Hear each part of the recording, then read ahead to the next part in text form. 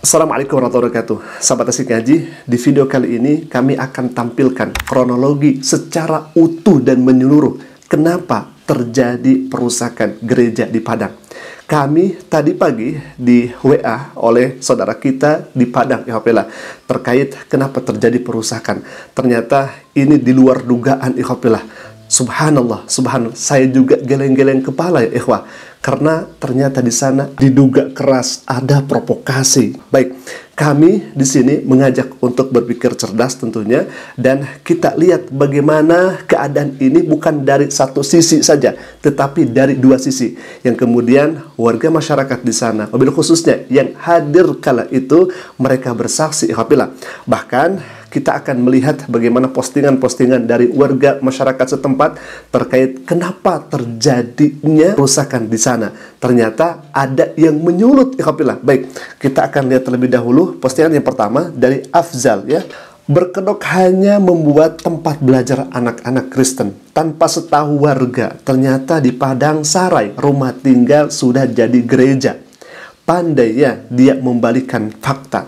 Orang sekitar dipancing untuk emosi dengan bahasa perang aja lagi Islam dengan Kristen. Salah seorang jemaat yang hadir waktu itu mengeluarkan kata-kata yang membuat terjadi ricuh. Hasilnya 9-12 orang ditangkap di bawah polisi.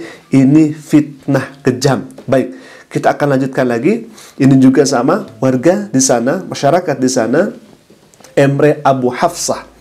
Kericuhan yang terjadi di Teratai Indah, Padang Sarai sebenarnya berawal dari ucapan salah satu jemaat gereja GKSI yang mengatakan kalau begitu Kristen perang dengan Islam. Mendengar perkataan ini spontan warga menjadi marah dan tak terkendali.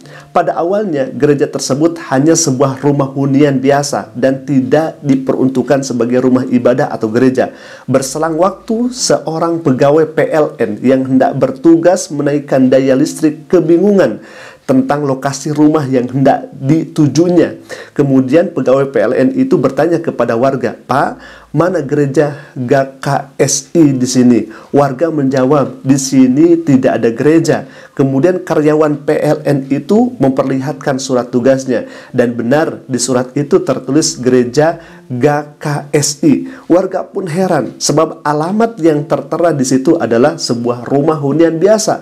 Kenapa tiba-tiba jadi gereja? Akhirnya gereja tersebut didatangi warga dan bertanya kenapa ini jadi gereja, padahal izin awalnya hanyalah sebuah rumah hunian biasa. LPM, RT, dan pendeta pun bertukar argumen hingga akhirnya salah seorang jemaat gereja melontarkan sebuah perkataan, kalau begitu Kristen dan Islam perang.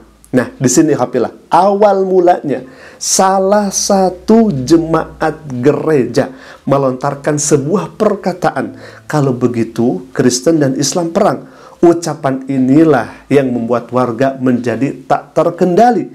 Mirisnya, jemaat gereja GKSI ini tidak berasal dari Teratai Indah, melainkan dari Tabiang, yang mana pendetanya bernama Fatiaro Daci. Akibatnya 9 warga Teratai Indah ditangkap dan bertambah pada sore hari ini 3 orang lagi, sehingga menjadi 12 orang.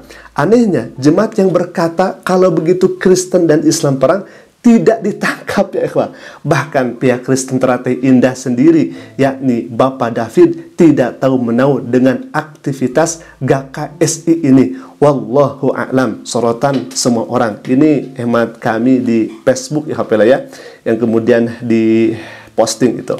Baik, kalau warga tersulut emosi karena merasa dibohongi, yang tadinya bangunan biasa kemudian jadi tempat ibadah, itu wajar secara manusiawi. Tapi yang menyedihkan lagi adalah narasi itu dibalikan seolah-olah umat Islam yang brutal.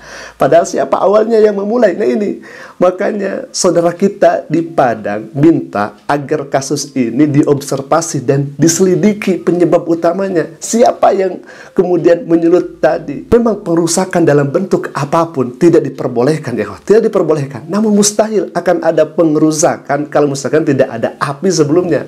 Ayo, di sini kami mengatakan kepada pihak kepolisian, kumpulkan warga yang hadir dan tanya, minta kesaksian mereka apa yang sebenarnya terjadi. Padang adalah kota yang menjunjung tinggi toleransi. Berpuluh-puluh tahun mereka hidup berdampingan antara muslim dengan non-muslim. Dan masyarakat Padang adalah masyarakat mental pejuang. Ketika harkat martabat mereka dihinakan, maka mereka akan bersuara dengan lantang. Itulah orang-orang Padang. Kami mohon sekali lagi untuk diselidiki dan ditindak penyalahgunaan bangunan yang pertama. Yang kedua, minta ditindak juga provokasi sebelum umat Islam bereaksi.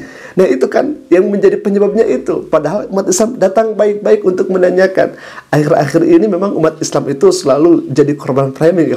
Sudah terlalu sering terjadi. Ketika umat Islam bereaksi karena ada pelanggaran, media dan pihak tertentu langsung memframing Islam radikal, Islam intoleran, anti kebebasan. Padahal realitanya kita yang dipancing ya ikhwah. Ini kan sangat-sangat menyedihkan. Jadi hemat kami, saatnya ormas Islam, tokoh masyarakat, dan ustadz lokal saling bantu menyuarakan keadilan, meluruskan narasi di media sosial, memberi edukasi agar warga tidak terjebak jeratan hukum. Kita semuanya tentunya bersaudara ikhwafillah. Kita saling bahu-membahu. Karena kalau misalkan ini dibiarkan, maka ini juga akan merugikan umat Islam itu sendiri ikhwafillah. Dan di salah satu video non-muslim dikatakan, bajingan Muslim kembali bubarkan ibadah dan rusak gereja di Padang, Sumatera Barat. Padahal sejatinya orang ini tidak mengetahui bagaimana awal mula kenapa bisa terjadi seperti itu.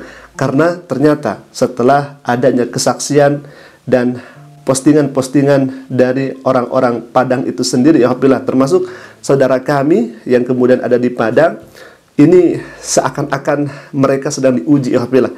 Dan tentu ini adalah sesuatu yang menyedihkan karena pihak kepolisian belum mengusut siapa provokasi sebenarnya itu. Karena ini kuncinya, alhamdulillah, kuncinya ini.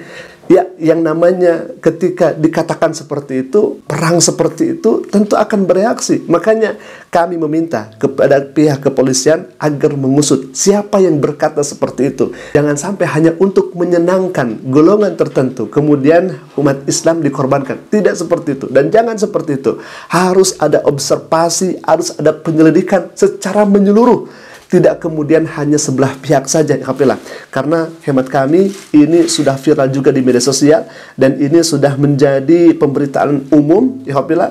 Bahkan non-muslim sudah mengatakan katanya bajingan Muslim kembali bubarkan ibadah, padahal orang ini sejatinya tidak mengetahui apa penyebab dibalik itu semua, alhamdulillah. Baik, mungkin itu saja dulu yang bisa kami sampaikan, dan tetap kita harus menjaga sikap, harus menjaga hati, tidak tersulut emosi tentunya, dan kita serahkan semuanya ke pihak kepolisian. Dan kami memohon kepada pihak kepolisian agar mengusut secara tuntas dan mengobservasi atau menyelidiki secara tuntas ke akar-akarnya.